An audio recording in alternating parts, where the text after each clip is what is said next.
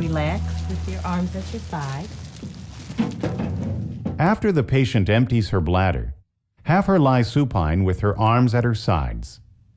Working from the patient's right side, use a tangential light and begin by inspecting the abdomen at eye level.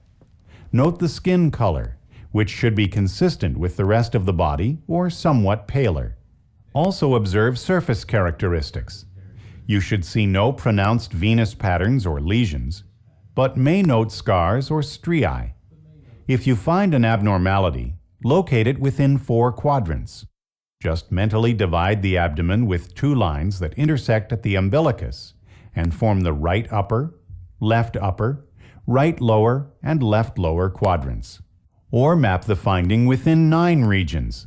Here, 2 horizontal lines cross the lowest edge of the costal margin and the edge of the iliac crest, and 2 vertical lines run from the midclavicular line to the middle of the poupart ligament on each side. Be sure to use one mapping method consistently.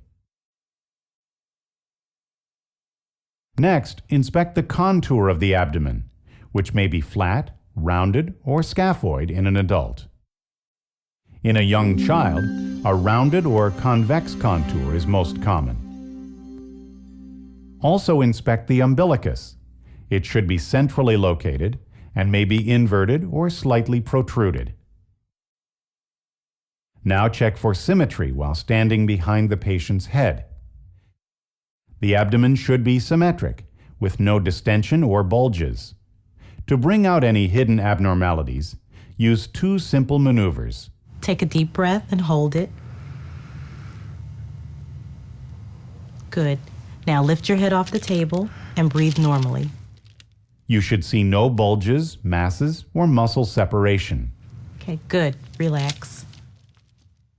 Also observe for abdominal movement, which should appear smooth and occur with respiration.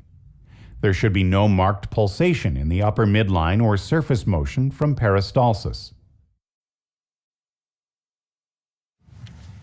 Although auscultation doesn't usually follow inspection, in an abdominal examination it does. I'm going to listen to your abdomen. Just relax. Breathe. Otherwise, percussion and palpation can alter the frequency and intensity of bowel sounds. So with the diaphragm of a warmed stethoscope, auscultate the patient's bowel sounds. These generalized clicks and gurgles reflect peristalsis and should occur irregularly, 5 to 35 times per minute. Also listen for vascular sounds, such as friction rubs over the liver and spleen. These high-pitched sounds should not occur. Now switch to the bell and auscultate the epigastric area and umbilicus. In both locations, there should be no venous hum. Also use the bell to auscultate the aorta, renal arteries, iliac arteries, and femoral arteries. Over the vessels, you should hear no bruits. Next, percuss all of the quadrants or regions, following a systematic route such as this one.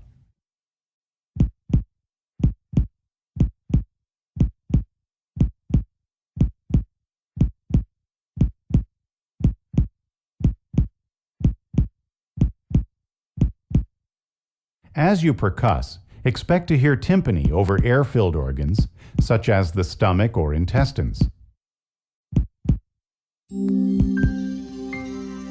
In an older patient, tympany may be louder and more extensive because aging decreases intestinal motility, which can cause gas to accumulate. Dullness may be heard over solid organs, such as the liver, a distended bladder, or a mass. I'm going to tap your abdomen again to check the size of your liver. Next, use percussion to assess the liver span. Starting from a tympanic area, percuss up the right midclavicular line until the sound changes to dullness. Mark this point as the liver's lower border, which usually is at or just below the costal margin. Then percuss from an area of lung resonance down the right midclavicular line until the sound changes to dullness. Mark this spot as the liver's upper border, which typically falls between the 5th and 7th intercostal spaces. Then measure the distance between the marks. The liver span usually is 6 to 12 centimeters. In an older adult, the liver span may be slightly smaller and shifted down by 1 to 2 centimeters.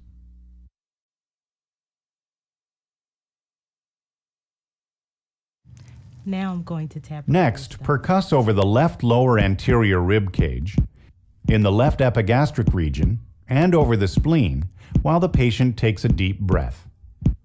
The gastric air bubble should cause tympany that's lower pitched than intestinal tympany. I'm going to lightly press on your abdomen. Let me know if it hurts anywhere. I will.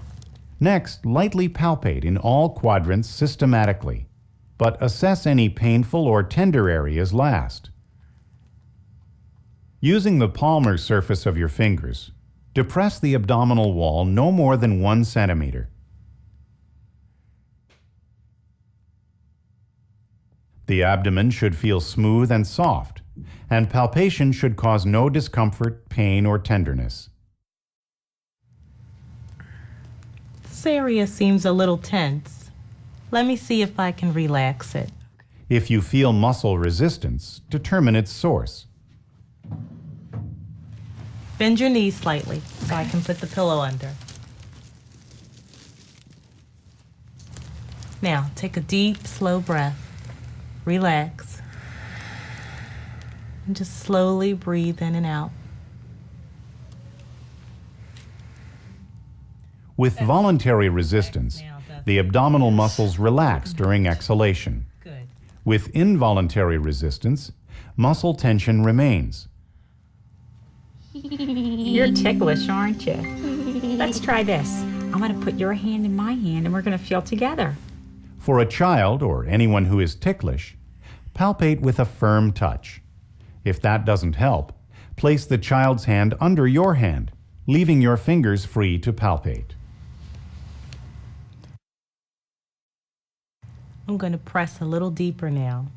To continue, palpate with moderate pressure in all 4 quadrants, using the same hand position as for light palpation. The patient may report tenderness that wasn't present during light palpation. Now, take slow, deep breaths. Also, palpate with the side of your hand over the liver and spleen. These organs should bump into your hand during inspiration.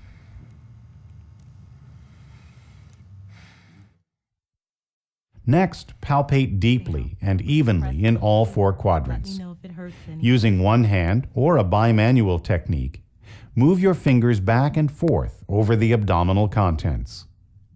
In a healthy patient, deep palpation should detect no masses, but may cause tenderness over the cecum, sigmoid colon, aorta, and xiphoid process. It's a little tender there. If you find a mass, document its characteristics, including its location, size, shape, consistency, tenderness, pulsation, mobility, and movement with respiration. Now palpate the umbilical ring and surrounding area.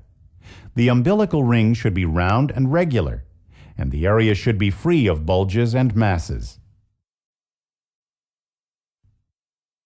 Next, palpate specific structures. I'm going to examine your liver. Put your left hand under the 11th and 12th ribs and press up. Then put your right hand on the right midclavicular line below the level of liver dullness. Point your fingers toward the patient's head and press gently in and up. Now, take a deep breath and hold it while I feel for the edge of your liver. Okay. If palpable, the liver should be firm, smooth, even, and non-tender. As an alternative, you may face the patient's feet and hook your fingers over her right costal margin. While she takes a deep breath, press in and up and feel for the liver edge, which should descend to meet your fingers. Now I'm going to reach across and feel for your spleen. With your left hand pressing up against the left costovertebral angle, place your right fingertips below the left costal margin. Take a deep breath and hold it. As the patient inhales, press your fingertips in toward the spleen, which usually is not palpable. I'm going to see if I can feel for your kidneys now. I'm going to start with the right one. Place one hand under the patient's right flank and the other hand at her right costal margin. Take a deep breath. At the height of inspiration, press the fingers of both hands together to try to capture the kidney. And exhale and hold. Slowly release the pressure and feel for the kidney to slide between your fingers. It may not be palpable. Also try to capture the left kidney. Compared to the right kidney, the left one is less likely to be palpable. Take a deep breath. But if the kidneys are palpable, they should be smooth, firm, and non-tender. I'm going to feel for your aorta now. On one side, press the palmar surface of your fingers deeply in toward the aorta. On the other side, press in with your thumb or the fingers of your other hand. If palpable, the aorta should pulsate in an anterior direction. While I have you lying down, I'm going to check your abdominal reflexes. Using the handle of a reflex hammer, stroke the upper quadrants up and away from the umbilicus, and stroke the lower quadrants down and away. With each stroke, the abdominal muscles should contract, and the umbilicus should pull toward the stroked side. Lastly, I need to tap over your kidneys. With the patient seated, put your palm over her left costovertebral angle and strike it with your other hand, using the ulnar surface of your fist. Like a dull thud. It didn't hurt. Repeat this fist percussion over the left costovertebral angle. It should cause no tenderness or pain. With so many organs and structures housed in the abdomen, you need sharp history-taking and examination skills to assess your patient's abdomen accurately. Together with the patient's test results, your examination findings can help guide your patient's care as effectively as possible.